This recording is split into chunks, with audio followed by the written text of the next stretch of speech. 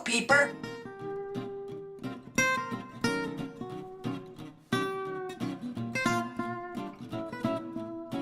Hi, welcome to Cooking with Real Vegans.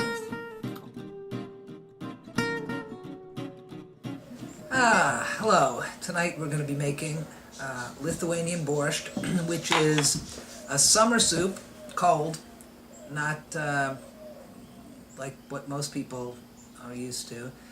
And it uses beets, cucumbers, potatoes, dill, white wine vinegar, salt and pepper, potatoes. Did I say that?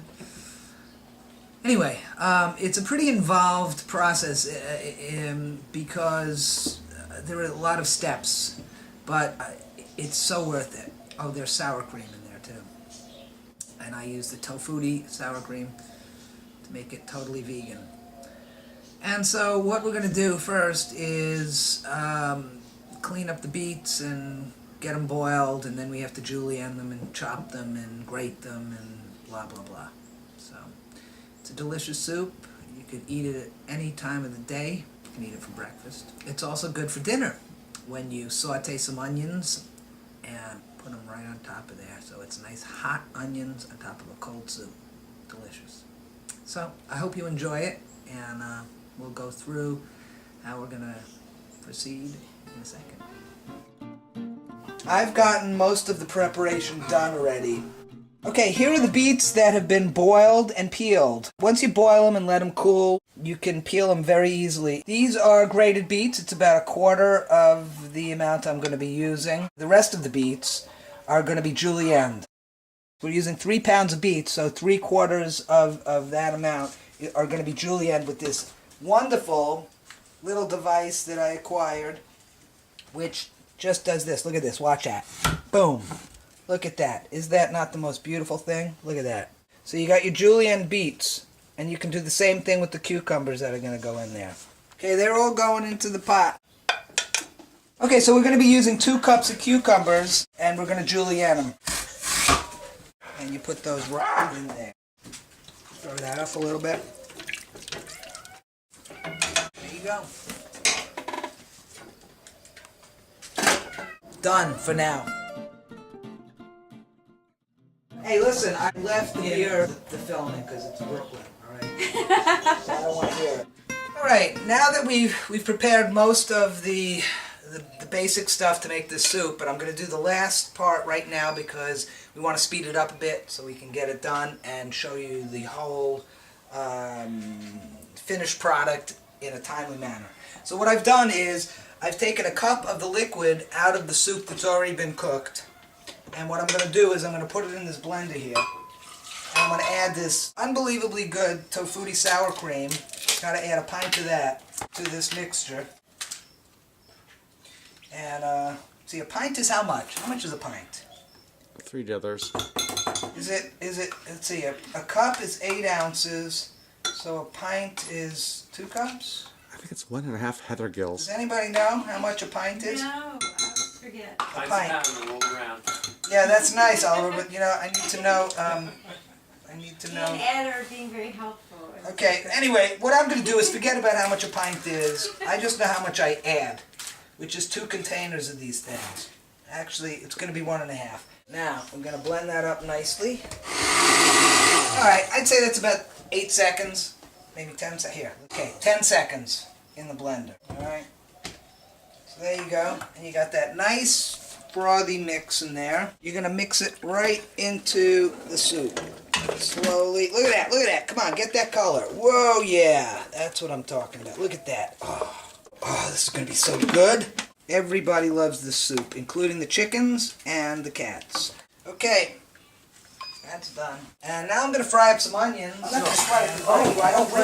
I forgot one of the most important ingredients, the potatoes. I boiled up some potatoes. I cut them up.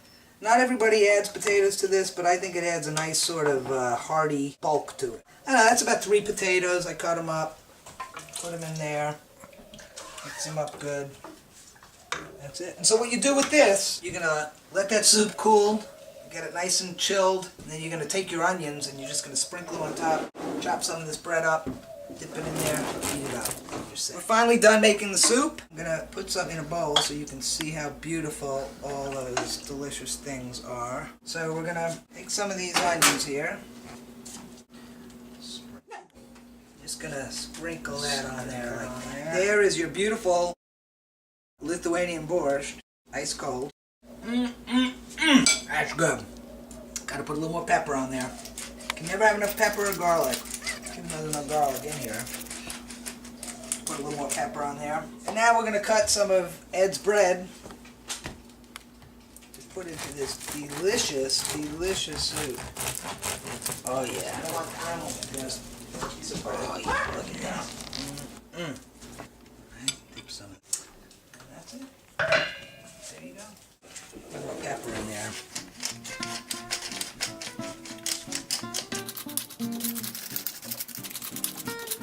You never have enough pepper. Huh?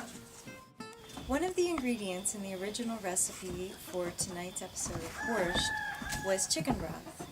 We, of course, used vegetable broth, but what I'd like to do is pretend that we actually use chicken broth. And I'd like to just talk about the history behind that can of chicken broth. So let's imagine us going into the supermarket and buying a can of Swanson's chicken broth. And then let's kind of take it back in time and go to the very beginning of that can. And the beginning of that can is a chicken house, let's say in Maryland, with 20,000 chickens in it. All of the chickens are under 6 weeks of age because that's when they're sent to slaughter. And most of them are alive, fighting for food and water. Some of them are dead because those are the ones who weren't able to reach the food and water, which progressively gets higher. The whole place stinks of ammonia, so lots of the chickens are blind because they've been blinded by the ammonia.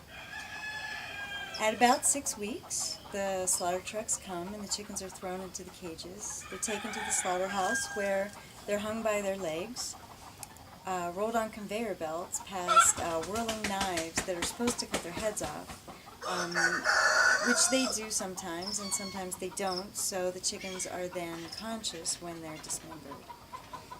Then their bodies are processed and some of their bodies end up in cans of chicken broth. Now, I've had this soup made with chicken broth and I've had it made with vegetable broth. And I can tell you there really isn't much of a difference.